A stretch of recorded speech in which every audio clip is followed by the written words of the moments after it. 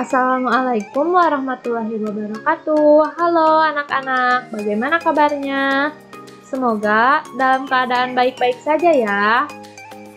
Bertemu lagi bersama Ibu dalam pembelajaran IPA. Hari ini kita akan membahas mengenai adaptasi pada tumbuhan. Untuk itu, mari kita simak videonya baik-baik ya.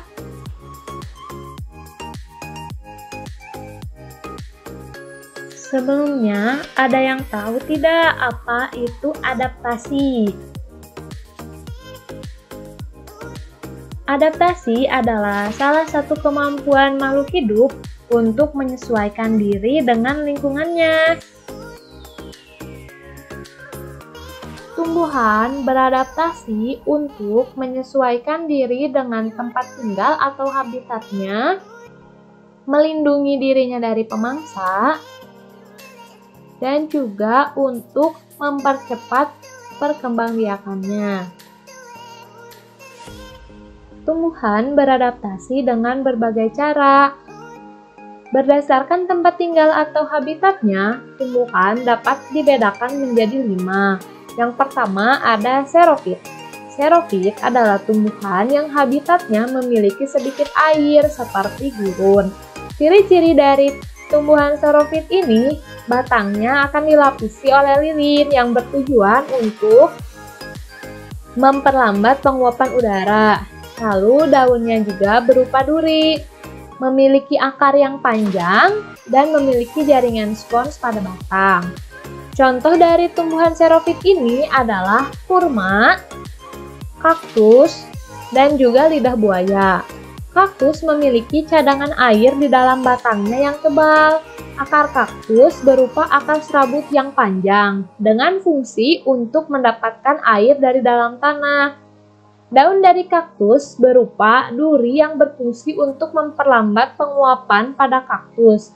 Batangnya juga dilapisi oleh lilin yang berfungsi agar penguapan tidak terjadi dengan cepat, sehingga cadangan air tidak mudah habis.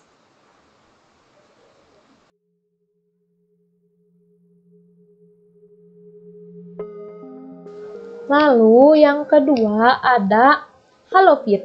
Halofit merupakan tumbuhan yang habitatnya memiliki kandungan garam yang sangat tinggi. Contohnya di laut, muara, dan juga pantai. Di tempat-tempat tersebut kandungan oksigennya relatif sedikit. Ciri-ciri dari tanaman halofit adalah daun yang kaku, tebal, dan juga licin. Terdapat kelenjar pada bagian bawah daun yang berfungsi untuk mengeluarkan kelebihan garam dan memiliki akar nafas dan juga akar panjang. Contohnya seperti tanaman bakau. Tanaman bakau memiliki akar nafas dan akar tunjang yang berfungsi untuk memperoleh oksigen dan menahan kerasnya arus air dan juga ombak. Daun dari tumbuhan bakau ini tebal, kaku, dan juga licin. Gunanya agar penguapan air tidak terjadi dengan cepat. Pada bagian bawah daun bakau memiliki kelenjar untuk mengeluarkan kelebihan garam. Yang ketiga ada hidrofit. Hidrofit merupakan tumbuhan yang tinggal di air. Ciri-ciri dari tumbuhan hidrofit adalah mengapung di permukaan air, daun yang lebar dan tipis, memiliki rongga udara, akar yang berada di dalam air. Contoh dari tanaman hidrofit ini adalah teratai dan eceng gondok. Teratai memiliki daun yang lebar yang fungsinya untuk mempercepat penguapan. Selain itu, daun yang lebar juga berfungsi agar teratai dapat mengambang di permukaan air. Sedangkan eceng gondok memiliki pangkal yang berongga dan akar yang lebat agar dapat menahan eceng gondok agar tidak terbalik. Yang keempat ada higrofit. Higrofit adalah tumbuhan yang dapat hidup di tempat yang lembab. Higrofit memiliki ciri-ciri bentuk daun yang tipis dan lebar. Struktur tubuhnya terbagi menjadi batang, akar, dan juga daun. Namun batangnya tidak terlihat karena batangnya berada di dalam tanah. Higropit juga memiliki daun muda yang menggulung. Contoh dari tanaman higropit ini adalah tumbuhan paku, lumut, dan juga begonia. Tumbuhan-tumbuhan tersebut tinggal di tempat yang lembab sehingga penguapan yang terjadi sangat lambat. Penguapannya terjadi melalui organ khusus yang disebut stomata air. Dan yang kelima, ada tumbuhan yang tempat tinggalnya di lingkungan nitrogen rendah. Contohnya adalah kantong semar dan juga pinus yang memakan serangga.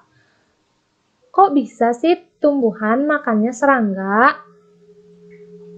Ada yang tahu tidak kenapa tumbuhan makannya serangga?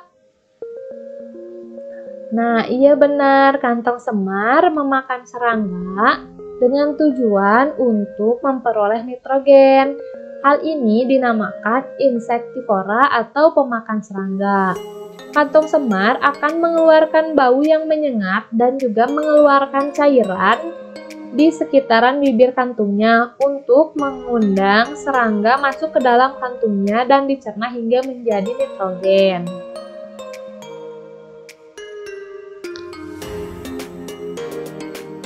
Selain berdasarkan lingkungannya, tumbuhan juga beradaptasi untuk mempercepat melakukan perkembangbiakan. Contohnya, seperti bunga mawar, melati, anggrek, yang memiliki mahkota indah.